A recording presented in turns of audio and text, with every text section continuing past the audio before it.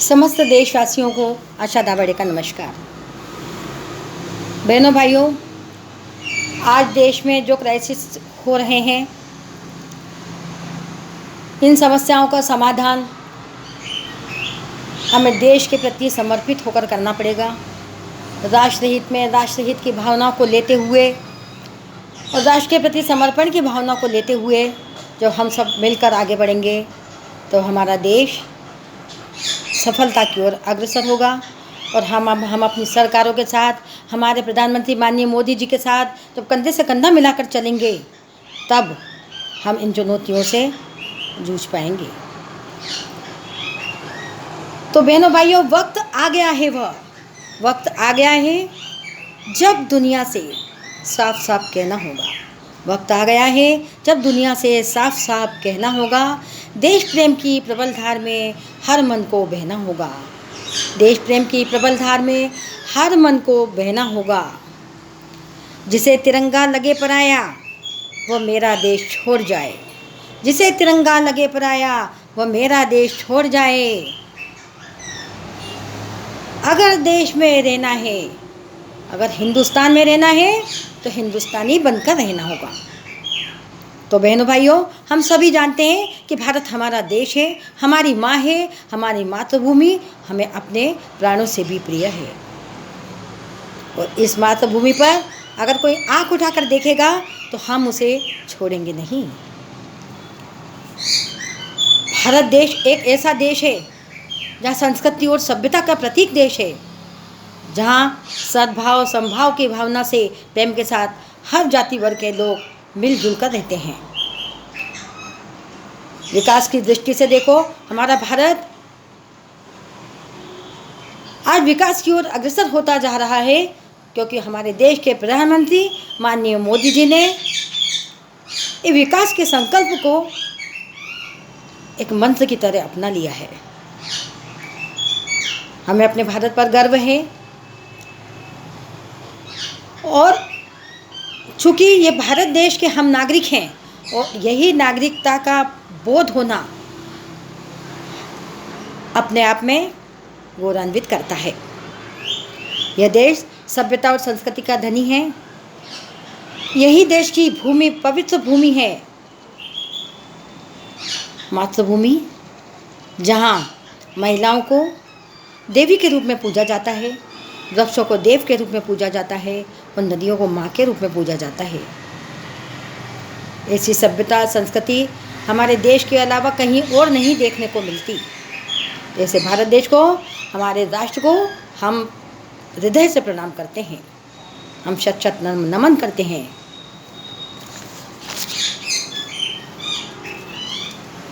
शांति, सद्भाव, प्रेम, ये भारत के लिए अग्रदूत रहा है। यही भूमि है जहाँ बहुत से राजनेताओं के साथ साथ ऋषि मुनियों ने जन्म लिया है। यहाँ तक कि समय समय पर जब जब इस देश पर संकट पड़ा, ईश्वर ने भी तरह तरह से अवतार लिया। ऐसी पावन पवित्र भूमि पर हम सब निवास करते हैं, हमें इस पर गर्व रहेगा। हमारे देश के संविधान में हम सभी नागरिकों को समान रूप से जीने का अधिकार है। इसलिए देश के प्रत्येक नागरिक को अपने राष्ट्र के प्रति समर्पित होने की भावना रखनी चाहिए, जो इस देश की नागरिकता को नागरिक होने में सम्मानित करता है। यह देश है प्रत्येक नागरिक का कर्तव्य है कि वह ईमानदारी से, सच्चाई से और परिश्रम से मेहनत लगन करके आगे बढ़े और देश की एकता और अखंडता को बनाए रखे। और इस देश की एकता और अखंडता को बनाए रखने में अपना हर संभव प्रयास करे और लगातार आगे बढ़ता रहे। तभी एक देश सफल राष्ट्र के रूप में अग्रसर होगा, जो विश्व में महाशक्तियों को के रूप में आगे बढ़ेगा। इस देश ने दुनिया को वो सूरज दिया है जिसकी रोशनी से ये विश्व रोशन हुआ है। इसीलिए विश्व में इसे मून ऑफ द कंट्री के रूप में जाना जाता है। बहनों भाइयों, हम सभी जानते हैं कि 1947 में देश आज़ाद हुआ और देश की आज़ादी के लगभग आज 72 वर्ष पूर्ण होने को हैं। लेकिन इन 72 वर्षों में हमारे देश ने छोटी छोटी समस्याओं से लेकर बड़ी बड़ी समस्याओं का सामना किया, लेकिन हमारा देश न कभी हारा था, न कभी हारेगा और न कभी हारा है। ये सर्वविदित है कि चीन ने आज 45 साल बाद भारत को एक बड़ा धोखा दिया। आज से 45 साल पहले 1962 में चीन ने भारत के साथ आत्मघाती हमला किया था और आज पुनः पुनरावृत्ति करते हुए 2020 में चीन और भारत की झड़प में हमारे देश के 20 जवान शहीद हुए। हम बहुत आहत हैं। चूँकि हमारे माननीय प्रधानमंत्री जी ने हमेशा शांति और सद्भाव की भावना को लेकर संबंधों को सुधारने की हमेशा प्रयास किया। चीन को आर्थिक दृष्टिकोण से सहायता प्रदान करने के लिए हमेशा से हमारे माननीय प्रधानमंत्री जी ने सहयोग किया, लेकिन चीन न सुधरा था न सुधरेगा। उसने हमारे साथ आत्मघात हमला करते हुए हमें पुनः धोखा दिया और आज जो स्थिति है हम सभी को सर्वविदित है। 49 साल बाद आज फ्रंट लाइन में माननीय प्रधानमंत्री मोदी जी लद्दाख पहुँचे। मोदी जी ने गलवान घाटी का जिक्र करते हुए कहा कि भारतीय सेना ने पराक्रम की पराकाष्ठा दिखाई है, अपनी वीरता से पूरी दुनिया में अपनी वीरता का लोहा मनवाया है। प्रधानमंत्री ने चीन को चेतावनी दी कि अब यह विस्तारवाद का युग नहीं है, ये विकासवाद का युग है, क्योंकि विस्तारवादी ताकतें अपने अहंकार के कारण या तो मुड़ गई या मिटा दी गई, ये उनको निराश होना ही पड़ा। विस्तारवाद की जिद हमेशा मानवता के लिए खतरा ही पैदा करती है। इतिहास गवाह है कि विस्तारवादी ताकतें कभी भी विकासवाद के आगे नहीं आ पाई। पूरा लद्दाख भारत का एक अभिन्न अंग है। लद्दाख देश का मस्तक है और ये 150 करोड़ भारतीयों के गौरव का प्रतीक है। हम ना कभी झुके थे, न झुके हैं, न झुकेंगे।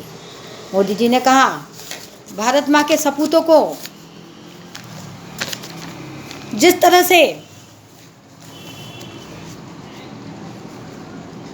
हमारे हृदय में उन सपूतों ने हमारे हृदय में जगह बनाई है कि उसी तरह देश के दुश्मनों को हमने कभी नहीं छोड़ा। देश के दुश्मनों ने भारतीय जवानों की फायर एंड फ्यूरी देखी है। 14वीं कोर के जवानों की वीरता देश के घर घर में गूंज रही है। प्रधानमंत्री जी ने कहा, शांति के प्रति हमारी वचनबद्धता से को हमारी कमजोरी ना समझें।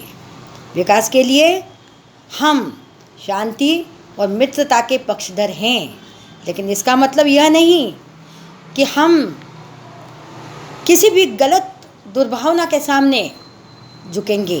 भारत न झुका था, पुनः न झुका है, न झुकेगा। लेकिन निर्बल शांति नहीं ला सकता और वीरता शांति की पहली शर्त है। इसलिए हमें अब उठकर खड़ा होना होगा।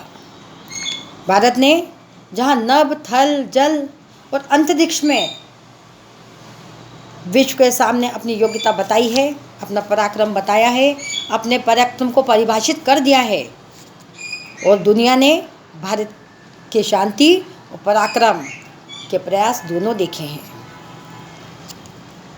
आज वो दौर आ गया है जब हम हमारे माननीय प्रधानमंत्री जी के साथ देश के ऊपर उठने वाली हर आँख को जवाब दें। हम सभी मिलकर इन चुनौतियों का सामना करें और हमारे माननीय प्रधानमंत्री जी के साथ कंधे से कंधा मिलाकर, कदम से कदम मिलाकर राष्ट्र को बचाने के लिए, देश के हित के लिए हम सब आगे बढ़ें, क्योंकि बहनों भाइयों हम भी यह जानते हैं कि नफ़रत बुरी है ना पालो इसे, नफ़रत बुरी है ना पालो इसे, दिलों में खलिश है निकालो इसे, दिलों में खलिश है निकालो इसे, न तेरा न मेरा न इसका न उसका, न तेरा न मेरा न इसका न उसका, ये सबका वतन है संभालो इसे, ये सबका वतन है संभालो इसे। इन्हीं शब्दों के साथ भारत माता की जय, वंदे मातरम, मोदी जी जिंदाबाद।